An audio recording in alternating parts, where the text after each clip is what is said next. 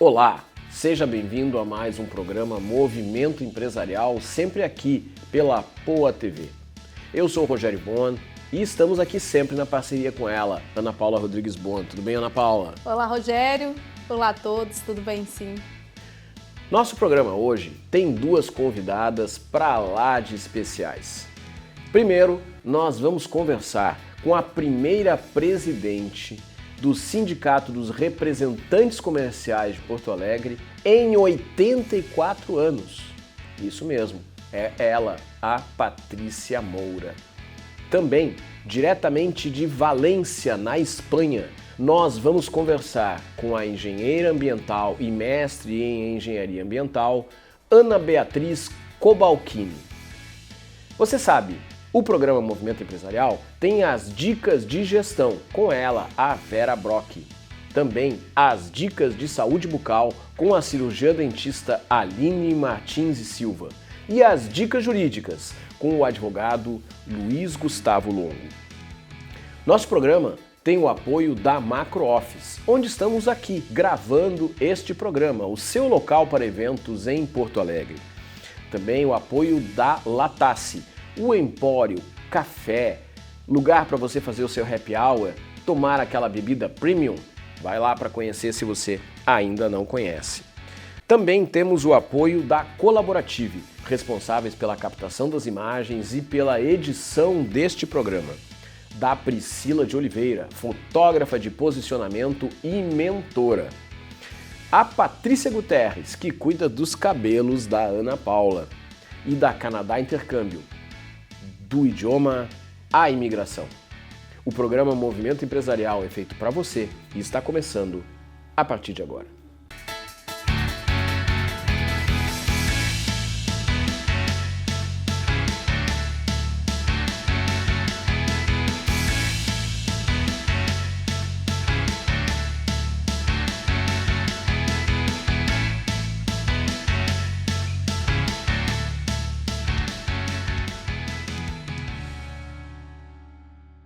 No programa Movimento Empresarial de hoje, nós temos a satisfação de receber uma mulher muito especial. Ela é administradora, ela é representante comercial, ela é a primeira presidente do Sindicato dos Representantes Comerciais em 84 anos. É a Patrícia Moura. Patrícia, muito obrigado por estar aqui com a gente. Olá, tudo bem? Quero agradecer a oportunidade de me apresentar, sendo a primeira mulher presidente do Sindicato dos Representantes Comerciais, numa história aí de mais de 84 anos. Então, conseguir esse cargo de liderança como mulher foi desafiador nesse período aí da minha trajetória de vida, né? Mas consegui com muita persistência, muita luta. E galgando espaços ao longo do tempo, né? Mas sobre isso, Patrícia, até porque a tua história, a tua trajetória, ela é muito inspiradora, principalmente para outras mulheres que podem olhar para tudo aquilo que tu já fizeste e conhecer um pouco mais de ti, se inspirar. Então vamos começar falando um pouquinho da Patrícia. Queria te pedir para tu contar um pouco da tua história de vida, da tua história profissional, até chegar como presidente do Cirecon e empresária, né? Sim, eu iniciei até mesmo um curso de administração, técnica de administração de empresas, posteriormente a faculdade de administração e nas próprias entidades que eu atuo, o sindicato, entrei como recepcionista. Poucas pessoas sabem dessa minha história. Iniciei como recepcionista, estudei administração, fui aí cativada pela área da representação comercial, então iniciei aí a representação comercial, a atuação e tive uma história aí de continuar trabalhando assistente, gerente, diretora executiva e tive a oportunidade aí de conhecer os bastidores de um trabalho dos sindicatos, das entidades de classe e posteriormente consegui aí atingir aí a liderança e ser a primeira mulher presidente no sindicato. Quanto tempo, quantos anos desde aquela pessoa que iniciou como recepcionista até a Patrícia presidente? Mais de 10 anos. Mais de 10 anos e, claro, paralelo a isso, sempre estudando, atuando como a mulher, desenvolvendo núcleos de mulheres empreendedoras, sempre atrelada a esses movimentos, não somente na minha área da administração, da gestão, da representação comercial, mas também como escritora, sou escritora também, né? E então participo desses movimentos aí, incentivando outras mulheres que é possível sim, que é possível tu, a partir do estudo, do desenvolvimento, da luta, do trabalho, da persistência, conseguir chegar a um cargo de liderança e conseguir também cativar outras mulheres, que é possível. Porque aí existem duas coisas, né? De um lado, e eu escuto muitas mulheres aqui trazendo sua trajetória, a própria Ana Paula, nossa colega de bancada, também tem uma trajetória muito bacana, e tu tens uma trajetória incrível, que ajudam outras mulheres a muitas vezes romper determinadas barreiras e limites e encorajar-se a enfrentar determinadas situações, que a gente sabe que para as mulheres muitas vezes é mais difícil algumas questões em função de jornada dupla, em função de algumas responsabilidades que acabam ficando no peso da mulher, né? Sim, com certeza. Foi assim e é desafiador para nós, mulheres, né, conseguir passar por cima de tudo isso, todos esses desafios, principalmente nessa área que entidades do terceiro setor, entidades de classe, a área de sindicato, federações, confederação também. É muito difícil tu quebrar os paradigmas e mostrar a tua competência como mulher, que tu tá ali realmente porque tu tem aí um trabalho por trás disso, tu tem estudo, tu tem qualificações para estar ali. Então é desafiador passar isso para as pessoas que estão ali, quebrar esses paradigmas.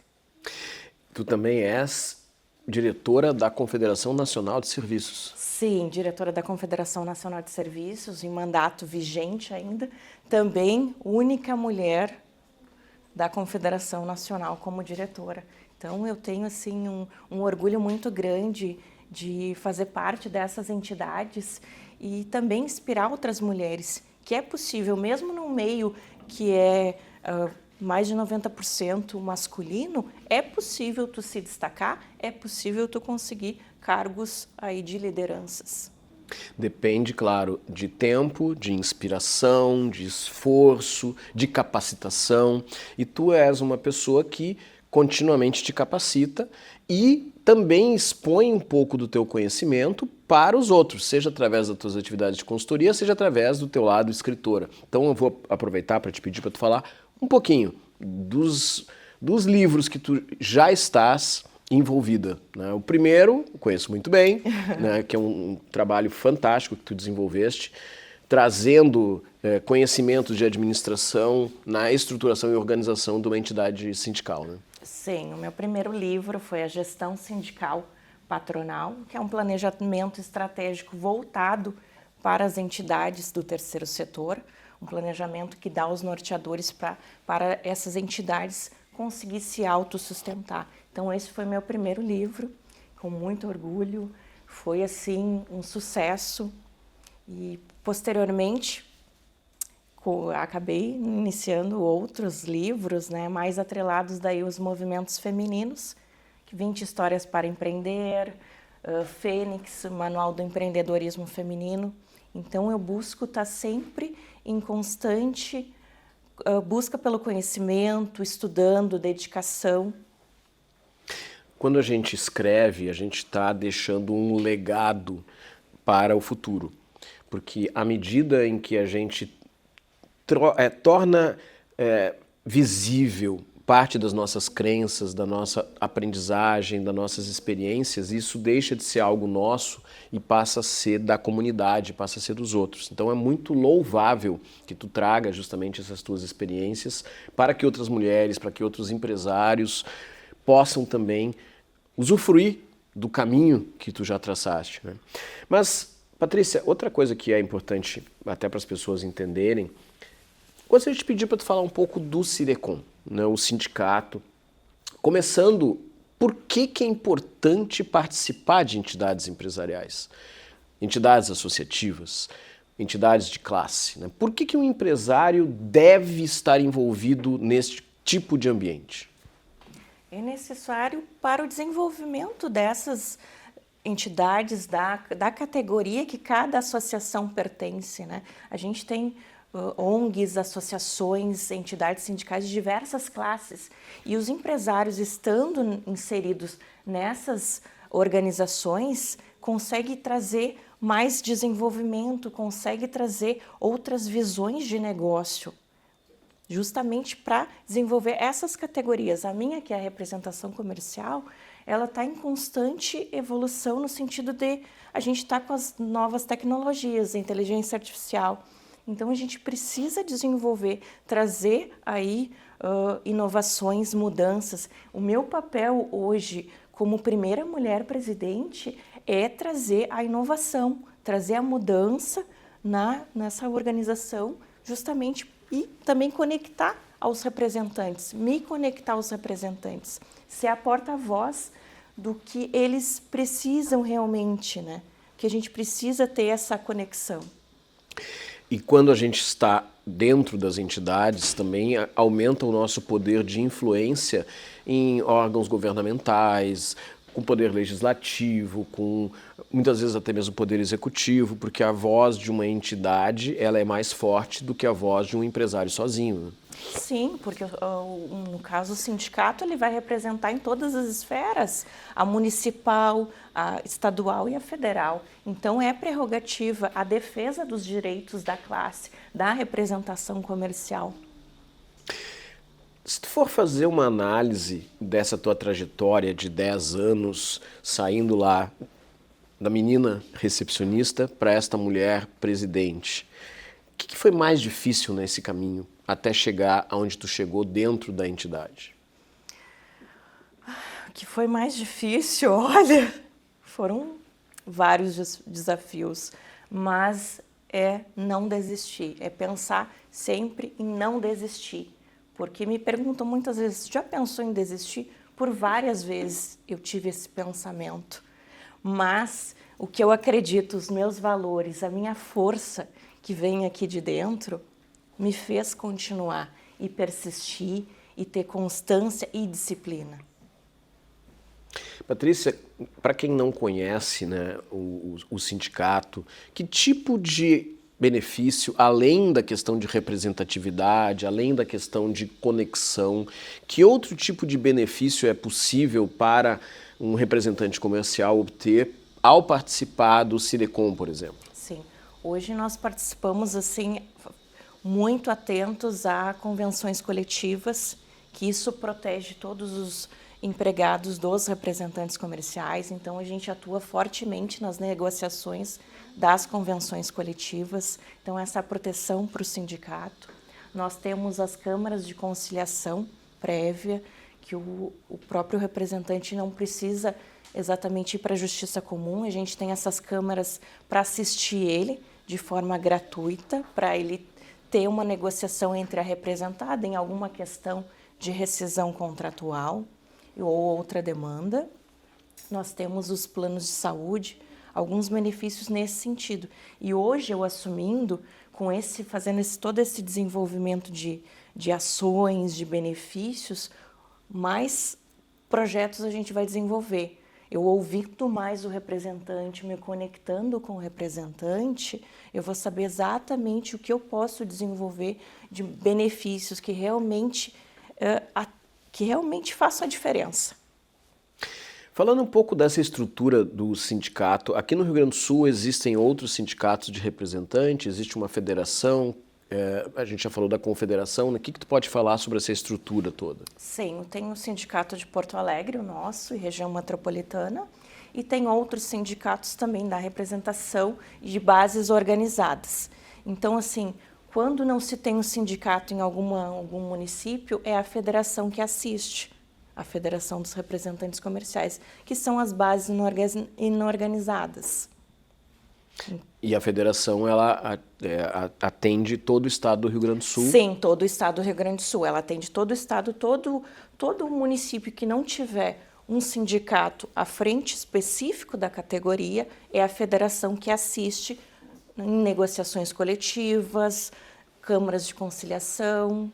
Então, ela exerce esse papel quando não tem um sindicato específico naquela cidade, naquele município. E essa estrutura, ela ocorre também em diferentes estados do Brasil. Também tem sindicatos em outros estados e também tem federações em outros estados? Sim. O sindicato é a entidade de primeiro grau, depois o segundo grau a federação e o terceiro grau a confederação, que é a nacional. E aí, pensando nos desafios, né? Pensando nos desafios dos representantes comerciais e pensando nos desafios... Participar de uma entidade como um sindicato, estar conectado com outros profissionais, torna mais leve a tarefa de ser empresário nessa área? Tu acha que é uma coisa que colabora para o desenvolvimento das empresas? Sim, com certeza, colabora muito. Essa aproximação, ela é um pilar muito importante para desenvolver tudo isso. E agora a Patrícia. Patrícia, ela tem uma trajetória muito bacana, também é empresária de diversas áreas. O que a Patrícia tem como objetivos aí para o futuro? Ai, objetivos, meu Deus do céu. Bom, objetivos para o futuro. Trazer a categoria para o sindicato, atuando como presidente do Cirecom, tirar essa marginalização. Infelizmente, algumas organizações elas acabam afetando outras que desenvolvem um trabalho legal, um trabalho bacana, realmente um trabalho forte. Então, meu desafio para o Cirecom Porto Alegre é tirar essa marginalização. O sindicato não é bom, o sindicato é ruim, o sindicato não apoia a classe. E o nosso sindicato vai apoiar a classe, vai chegar até o representante, vai ouvir ele. Eu, Patrícia Moura, vou ser a voz do representante nessa caminhada. Isso é uma coisa muito interessante, porque às vezes as pessoas não conhecem e não gostam. Não, eu nem conheço qual é meu sindicato, qual é a minha entidade, mas eu não gosto porque eu ouvi falar que o sindicato tal teve problema, não sei aonde, e não dá para se fazer um julgamento de todo um contexto em função de exemplos ruins, porque assim como existem exemplos ruins, existem exemplos sérios, existem pessoas sérias dentro das entidades que de fato se dedicam para transformar o ambiente empresarial, o ambiente daquele específico grupo em algo melhor, como é o caso do Cirecom, como é o caso da Patrícia Moura. Estamos chegando aqui no final do nosso programa e eu vou pedir para a Patrícia deixar uma mensagem para os representantes e para quem está nos assistindo. Então, hoje, eu, Patrícia Moura, como a primeira presidente mulher do Sindicato dos Representantes Comerciais, quero deixar esse recado para o representante comercial, para a categoria da representação comercial, que eu estou aqui para ser a sua voz, ser a sua porta-voz nas esferas municipal, estadual e federal. Todos pela representação, uma representação justa e, de fato, valorizada. Obrigado, Patrícia. Parabéns pelo teu trabalho. Obrigada. Você que está nos assistindo, fica aí. Daqui a pouco tem mais Movimento Empresarial para você.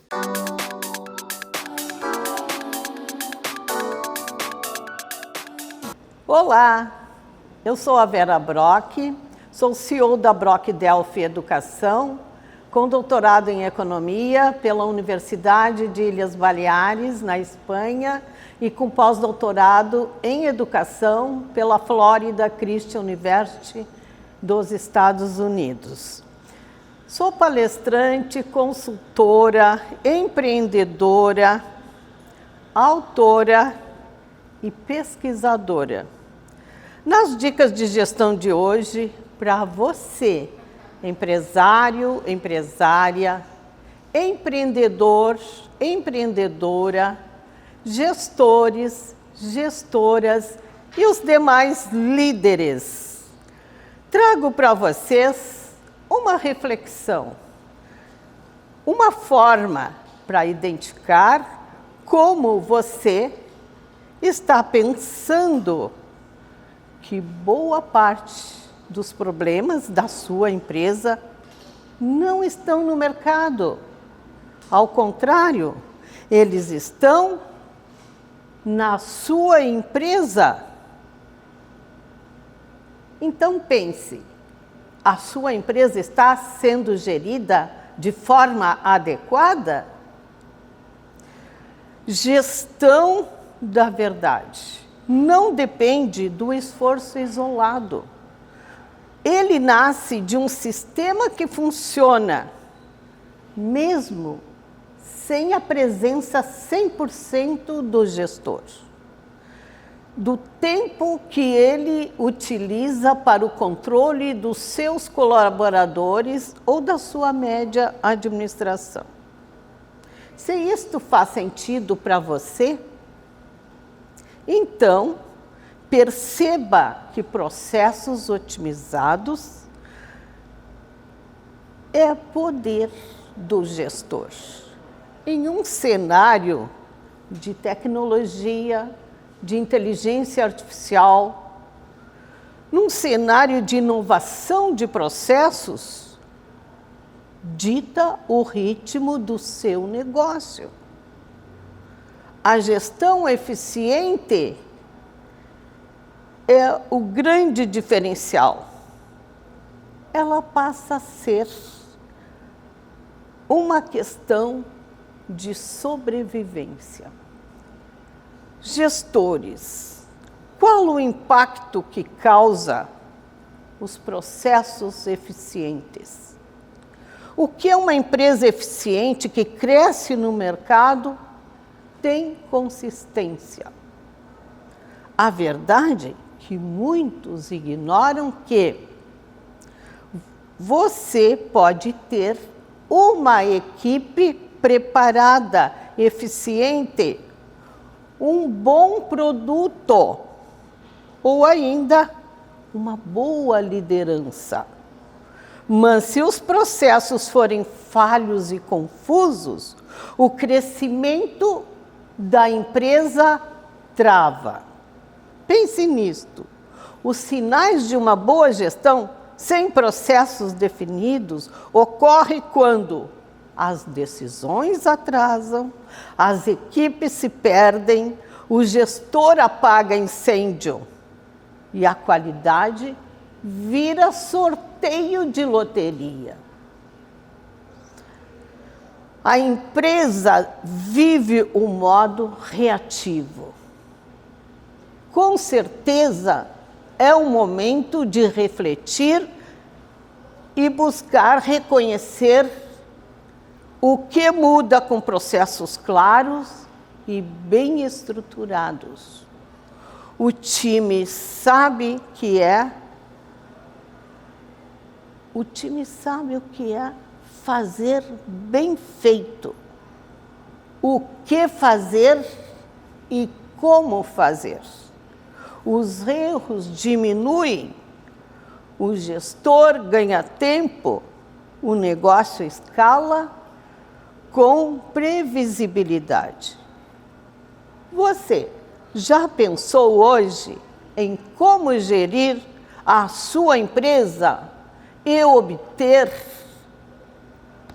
alta performance? Pense nisto e, se caiu a sua ficha, vem comigo para a próxima terça-feira no Movimento Empresarial com as dicas de gestão da Vera Brock. Até lá!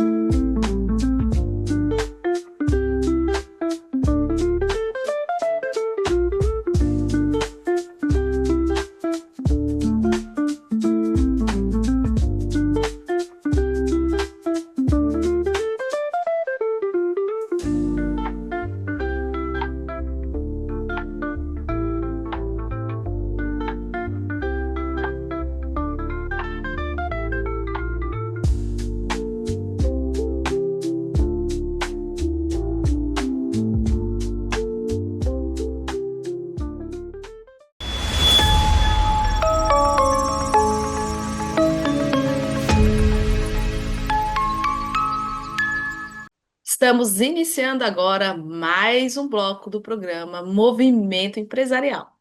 E a nossa entrevistada mais que especial de hoje é uma pessoa que eu sou apaixonada, amo muito mesmo, e eu vou trazer uma abertura referente a ela para que vocês possam conhecê-la. Eu vou dizer, a gente se conhece há quase 25 anos, temos uma amizade duradoura e, além disso, algo inédito. Ela é madrinha duas vezes, ela é minha comadre duas vezes, madrinha da minha filha, da Lídia Sofia, e também minha madrinha de casamento. Então, só para vocês saberem o quão vai ser especial essa entrevista de hoje. É sobre quais são as pessoas que você escolhe para estar ao seu lado. É aquela que quando você chama, ela fala, vamos lá, a gente vai conseguir, vai fazer. Ou aquela que sempre que você procura, você não encontra. Então, isso também entra no contexto de redes de relacionamentos. Seja para amizades, para relacionamentos amorosos, para parcerias em trabalho, em negócios. Isso serve para que a gente possa refletir. Mas agora falando sobre o lado profissional dela, ela é engenheira ambiental, mestre em engenharia ambiental e depois ela explica e se apresenta melhor referente a isso. E atualmente mora na Europa, na Espanha, e vai trazer muitas informações sobre como é viver na Espanha e também sobre essa onda de calor que está acontecendo agora. Ana Beatriz Cobalcini, seja muito bem-vinda ao programa Movimento Empresarial. Muito obrigada, minha amiga, minha grande amiga Ana Paula. Muito obrigada. É sempre um prazer estar contigo, é sempre um prazer estar aqui. Muita gratidão, é uma honra, é um prazer conversar contigo de todas as formas, profissional, de forma como amiga e sempre te entrevistando, né? Porque você sempre tem o que agregar, sempre contribuir com a gente, principalmente trazer essa visão agora que você está aí morando há tanto tempo fora. Mas eu vou te perguntar, pedir para você se apresentar para as pessoas que estão nos assistindo, nos ouvindo, para que elas possam te conhecer também, seu lado profissional. Perfeito. Eu sou Ana Beatriz, eu sou formada há aproximadamente 15 anos em engenharia ambiental, formada no Brasil, obviamente, e acabei de finalizar um mestrado faz pouquíssimos anos, aí, acho que 2 anos, em meio ambiente e planejamento regional pela UNIDERP, em Mato Grosso. E, no momento, estou finalizando o mestrado aqui na Espanha, né, pela Universidade Politécnica de Valência, a UPV, que é na área de engenharia bioambiental e paisagem. Estou falando em português claramente, mas é uma tradução livre, né, porque não existe esse curso no Brasil ou em português. E eu decidi, né, aceitar esse desafio acadêmico a princípio e o desafio também profissional de buscar novos horizontes, buscar novos desafios, novos cenários na área profissional, já que eu tinha uma carreira relativamente consolidada no Brasil, né, com muitos anos de mercado, na iniciativa privada, como colaboradora, também como microempresária, que estava buscando, né, empreender, mas decidi enveredar por esse caminho de realmente fazer um intercâmbio cultural, uma viagem, mudança e tudo, para ter essa experiência também na vida. Foi me desafiar, consegui me desafiar, digamos assim. No geral é isso. Resumidamente é isso. É um desafio, mas desse desafio vieram muitos aprendizados, né? E aí eu Sim, vou sim. justamente entrar nessa questão assim, ir para outro país. Tu já está há 4 anos na Espanha. Como foi para ti essa ida, os desafios, a superação? Questão do idioma. Muita gente sonha em morar fora, mas a gente sabe, sempre que a gente traz alguém de fora que saiu do Brasil e que foi para outro país, independente do país, a gente fala, não é fácil. O fato de ser na Espanha, na Europa, é mais fácil, Ana? Como que foi isso para ti? Bom, vamos lá, eu poderia comentar que é um pouco mais difícil, por um lado, existem vantagens, existem desvantagens. Vou começar falando sobre algumas vantagens. Vantagens, a comida é muito parecida, tem grandes semelhanças com as nossas, né? O povo também é um povo um pouco mais receptivo, não existe tanto um choque cultural com relação a comportamentos, né? Principalmente a religião aqui, a grande maioria também é católica, ou seja, costumes que são diluídos na nossa cultura que acabam sendo muito semelhantes, né? Inclusive, a língua também é mais próxima da nossa, tem a mesma origem, isso também é uma grande vantagem no aprendizado da língua. Essas são grandes vantagens, né?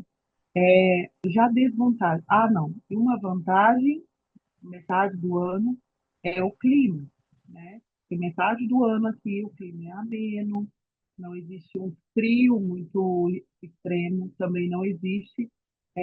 Existem períodos de clima mais ameno, muito semelhante aos nossos, né? Climas do centro-oeste, principalmente, do centro-oeste até o sul, que também temos aqui uma leve de frio, né? Um frio assim um pouco mais expressivo, mas não chega a ser um frio muito devastador, né? No entanto, uma parte do ano a gente tem realmente esse período de calor intenso, são 3 meses de calor super intenso, que a gente vai falar disso mais na frente. Então, de certa forma, é uma vantagem na maior parte do ano, e se torna também a primeira desvantagem em uma parte, né, menor do período do ano, e que é o verão, aqui. O verão realmente aqui é bem intenso. E, além disso, algumas desvantagens, a questão da burocracia, uma burocracia bastante importante aqui, né? É um pouco semelhante para nós em alguns aspectos, inclusive. E também tem a questão da dificuldade, essa burocracia acaba trazendo uma dificuldade profissional de aceitação dos nossos diplomas, dos nossos certificados, das nossas experiências. Essa é uma desvantagem bastante importante de ser citada. E, além disso, também existe uma resistência aí, né? Como em qualquer país do mundo, em qualquer lugar que você for, existe uma resistência um pouco grande com estrangeiros de início. Você precisa quebrar essa resistência inicial, claro, não existe uma confiança, não te conhece, não tem uma história, não tem uma trajetória, não conhecem a sua família. Enfim, também tem a questão dos sobrenomes serem diferentes, e isso já evidencia que somos estrangeiros de primeira, assim, quando se vê numa lista, já sabe que você não é daqui pelos nossos sobrenomes também.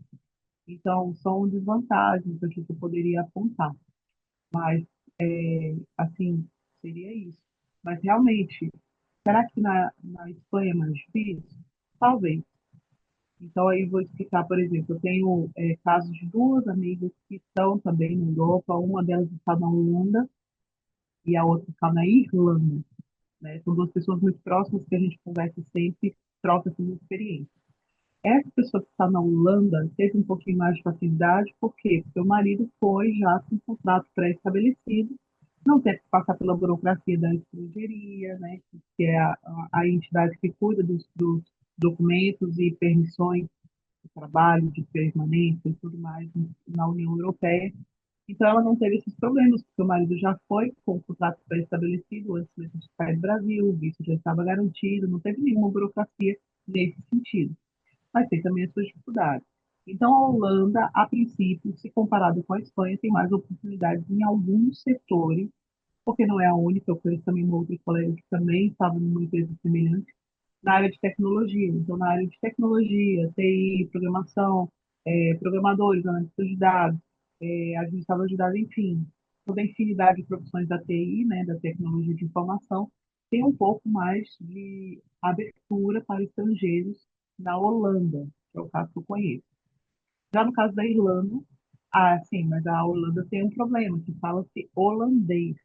A gente não tem nem noção de como fazer isso, que é uma língua anglo-saxônica bastante difícil da gente aprender, é o que ela tem me relatado. Fala-se inglês como segunda língua, mas assim, caso você não fale holandês, você fala inglês. Então é uma emergência para eles, não é o caso de ser uma língua fluente. No caso da Irlanda, por outro lado, no caso da Irlanda, existe essa dificuldade com relação ao idioma também, porque eles falam inglês, o inglês britânico, né? Então eles falam inglês, tem bastante frio em ambos os países, tanto a Holanda quanto a Irlanda, tem muito frio. A maior parte do ano é extremamente frio, de 10 a 12 a 15 graus negativos na maior parte dos países.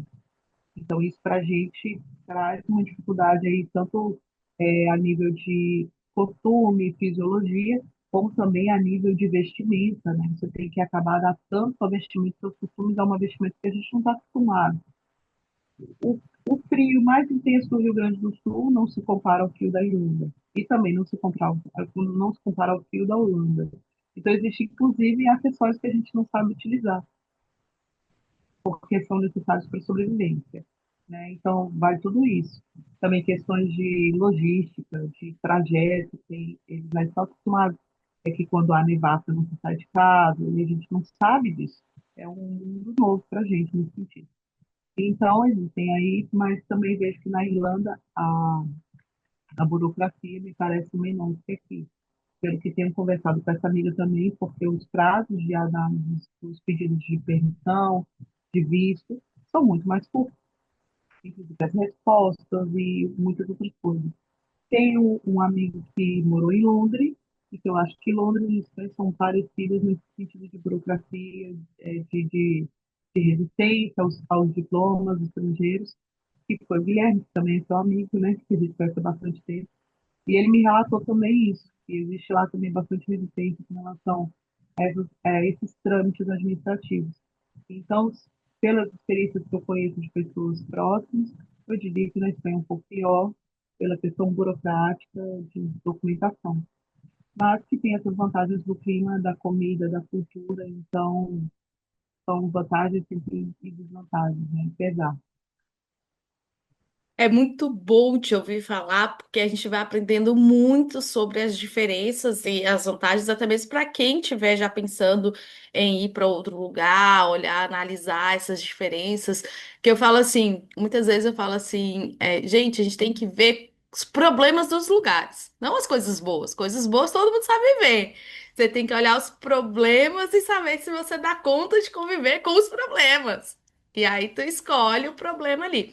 Mas aí, Ana, eu vou também pedir para você falar sobre outra questão, outra característica. Tu falou que está fazendo um curso aí é livre, que ele é livre, ele não tem no Brasil, não tem em português. Como foi para ti essa adaptação numa instituição de ensino? Olha, são várias questões aí. Por exemplo, não é só puramente adaptação, também é adaptação a uma instituição pública e uma instituição de grande monta, né? Então, assim, aqui no ambiente da Espanha, houve uma pesquisa nos últimos 2 anos em que diz que uma das melhores universidades politécnicas da Espanha é a universidade que eu estou fazendo. Então, além disso, existe também um rigor muito grande nas avaliações, nas qualificações, a forma como a gente é avaliado, a forma como a gente. O dia a dia da rotina do estudante é muito intenso, né? São muitas atividades, um excesso de estímulos, são muitíssimos programas, assim, que a gente chama programas intersetoriais dentro da universidade, onde se tem incentivos para pesquisa, para incubadoras. Então, eram muitas coisas ao mesmo tempo. E, além disso, a questão do idioma. Eu era a única estudante da minha turma que não falava espanhol como língua materna. E eu era uma das únicas estrangeiras da turma. E, além de tudo, era a primeira turma desse curso, né? Era a primeira turma desse curso. Então, era tudo novo para eles também. E a primeira turma, agora que já temos formados, né? Alguns alunos já apresentaram os seus trabalhos finais e existem alguns formandos aí no ambiente da Espanha, existem, sei lá, vamos colocar 10 pessoas com com esse título. Então, é tudo muito novo. Agora já tá tudo certo, né? Já falo um bom castelhano, porque tem isso, né? As pessoas têm essa. Não, o espanhol é fácil. Ainda mais a gente tá acostumado a lidar com a América do Sul, a gente fala um portunhol, porque o espanhol da América do Sul, ele é diferente do espanhol da Europa.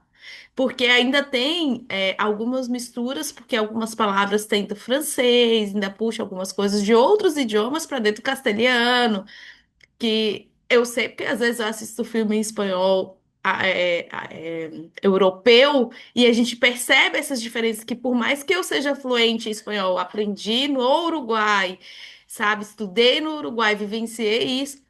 é muito difícil entender o espanhol europeu por causa dessas misturas todas. E aí a pessoa pensa assim: ah, mas aí o espanhol é mais fácil.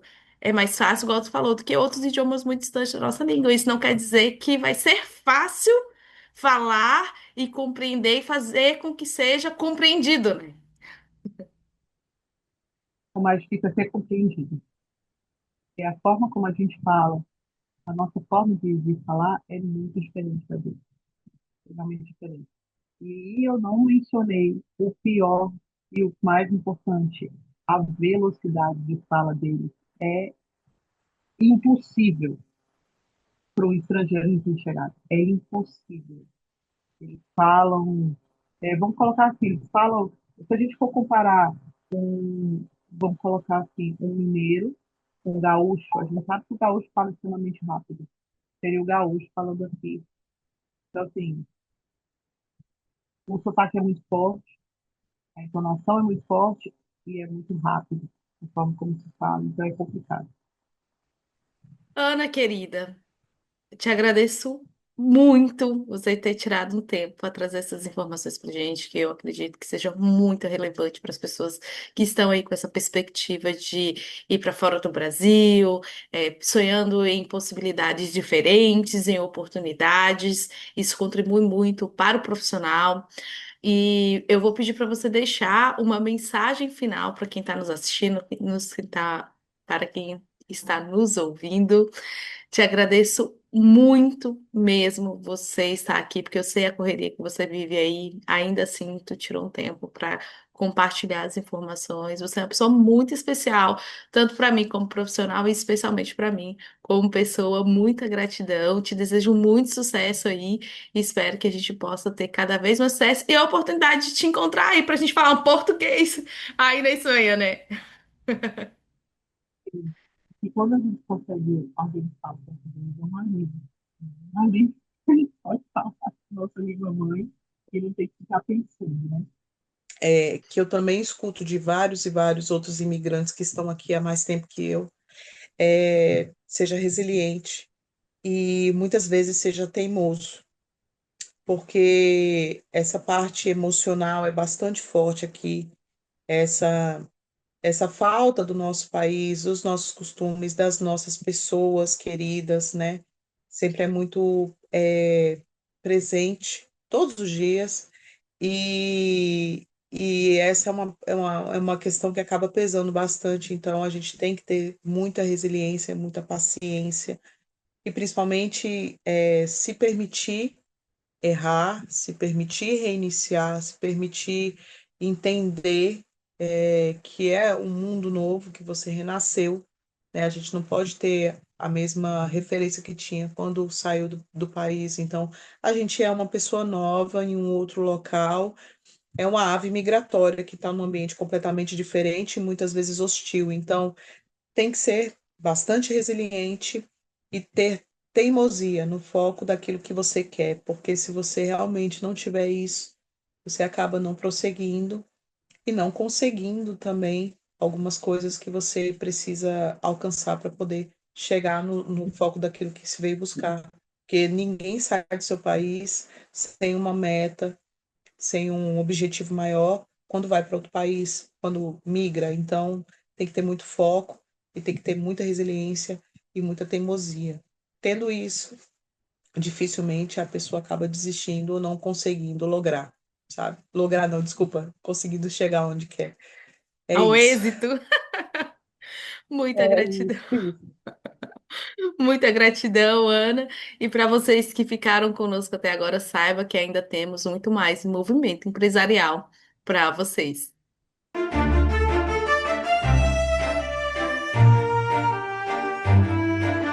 Olá, eu sou a doutora Aline Martins e Silva, cirurgia dentista. Sou proprietária do Estúdio Facial Odonto, que fica localizado na rua Doutor Armando Barbedo, número 322, sala 406, no bairro Tristeza, na zona sul de Porto Alegre.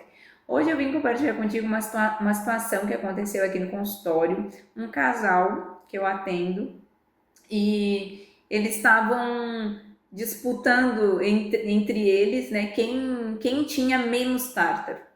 E esse é um assunto bem interessante, porque a esposa, ela formava menos tártaro e o marido sempre tinha uma formação de tártaro maior.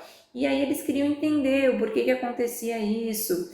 E aí eu expliquei para ele, vou compartilhar contigo que a quantidade de tártaro formada, ela está específica para cada pessoa. A maneira que a pessoa mantém os dentes higienizados, se ela passa o fio dental, se ela escova a quantidade de vezes. Mas existe também um detalhe que é a própria característica do corpo dessa pessoa, o tipo de alimentação que ela tem.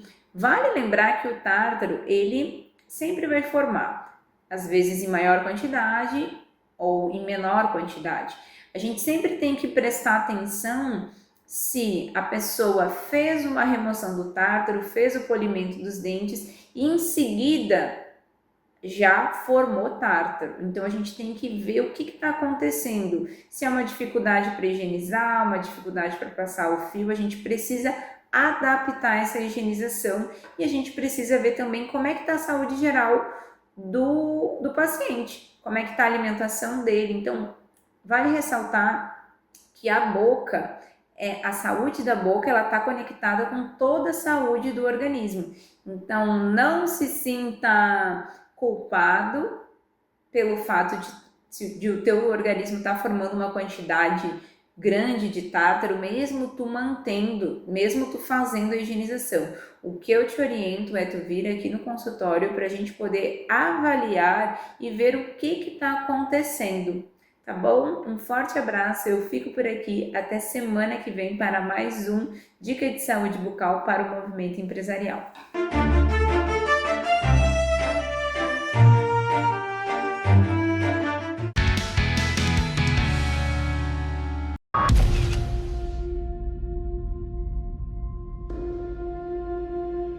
Nessas horas, a gente gostaria de poder ajudar a mudar realidades pelo mundo.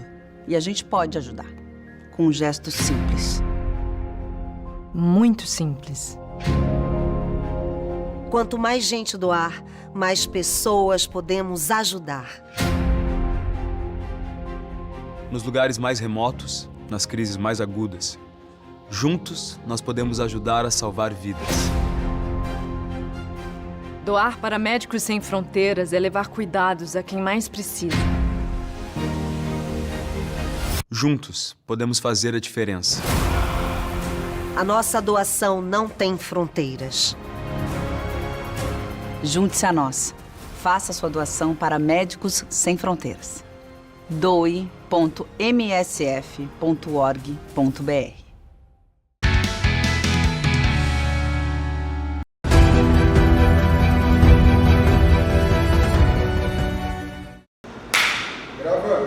Olá, meu nome é Luiz Gustavo Longo e hoje eu quero conversar um pouco com você sobre as etapas da consultoria trabalhista. Vivemos num Brasil onde há uma insegurança jurídica muito grande.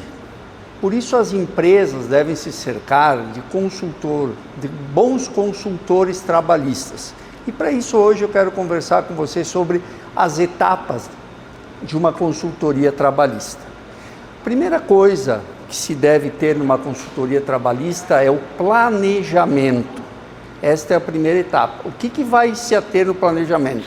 O advogado vai conhecer toda a documentação da empresa, como é o seu sistema de RH, como estão os contratos dessa empresa, enfim, vai conhecer, toda a empresa a fundo. Isso é uma pequena parte, chamada diagnóstico. Uma segunda etapa da consultoria trabalhista é o planejamento. O que vai ser o planejamento? Vai ser traçado um plano de ação mediante o quê? Como o advogado estudou pacientemente, fez um diagnóstico dos problemas da empresa, ele vai fazer o quê? Um plano de ação, onde esse plano de ação vai contemplar todas as necessidades da empresa. O que esse plano de ação contempla? uma definição de uma estratégia que o advogado fará para que a empresa não tenha problema com processos trabalhistas. Ele vai traçar uma estratégia para, estudando os documentos da empresa, ele vai traçar uma estratégia para que a empresa não sofra processos trabalhistas. Esse é o segundo passo. Quer dizer, já vimos o diagnóstico, já vimos o planejamento e agora vamos partir para a terceira etapa da consultoria trabalhista, que é chamada de implementação. O que é essa implementação? O advogado vai implementar o plano de ação estratégico. Esse plano de ação estratégico é a execução das ações planejadas com a aplicação de mudanças e medidas propostas. Quer dizer, o advogado vai sentar com o dono da empresa, vai explicar para o dono que existe um plano de ação e esse plano de ação tem que ser colocado em prática. Quarta etapa da consultoria trabalhista é chamado de acompanhamento. O que esse acompanhamento faz? Faz o monitoramento dos resultados do plano de ação que já foi implementado. Então, para vocês entenderem, o advogado ele acompanha todo esse processo e depois, no final, através de uma quinta etapa da consultoria trabalhista, chamada de avaliação, ele vai fazer o quê? Ele vai fazer um relatório geral de todas as ações que foram implementadas nessa empresa. Então, recapitulando para vocês, e é muito importante que vocês saibam, se vocês definirem por contratar uma consultoria trabalhista, que existem 5 etapas de consultoria trabalhista. Essas 5 etapas começam com o diagnóstico, depois vem o planejamento, vem a implementação, vem o acompanhamento e vem, por último, a avaliação final, onde se faz todo um relatório de resultado dessa consultoria trabalhista. Importante saber que um processo trabalhista custa muito caro, é custoso, tem custas processuais, tem honorários, enfim, tem muita coisa. A empresa que investe em consultoria trabalhista preventiva, ela vai estar investindo no próprio patrimônio dela, porque às vezes um processo trabalhista que a empresa sofrerá pode terminar com essa empresa, pode terminar com o caixa dessa empresa. A gente sabe que muitas empresas quebram tendo em vista esse problema sério de processos trabalhistas. Então, pessoal, muito cuidado com isso. Muito obrigado por ter conversado comigo sobre isso e até uma próxima oportunidade.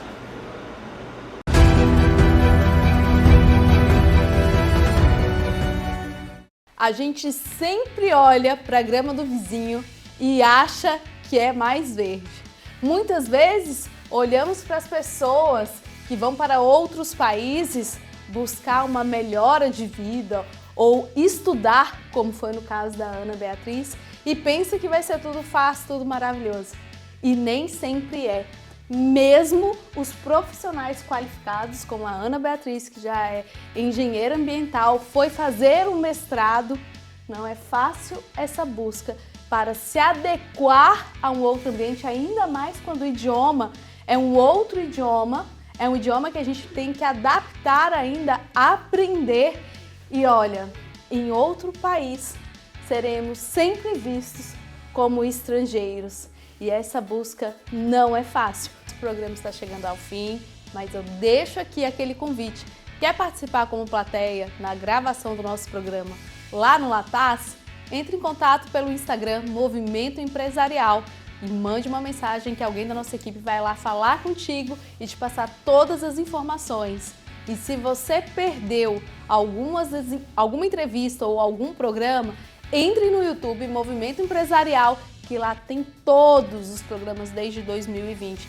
E eu tenho certeza que as entrevistas que estão lá vão contribuir para o crescimento e desenvolvimento do teu negócio e também para o seu desenvolvimento como pessoa e profissional. Por hoje é isso, chegamos ao final, mas na próxima terça-feira, às 20 horas, aqui na Poa TV, temos um encontro marcado, eu, Ana Paula e você. Até lá, tchau, tchau! Tchau, tchau!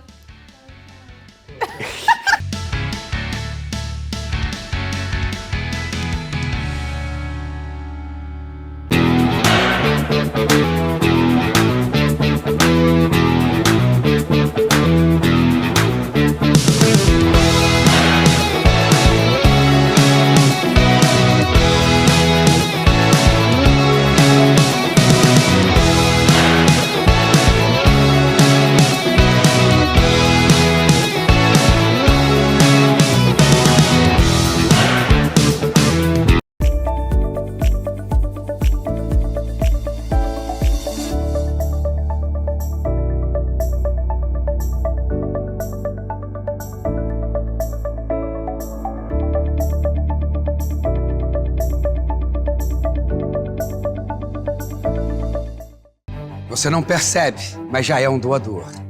Quantas vezes você já doou o ombro para um amigo? Doou o seu tempo para escutar alguém? Quando você ama, no fundo, você está doando o seu coração. Empatia, solidariedade, amor, humanidade. Está tudo dentro de você.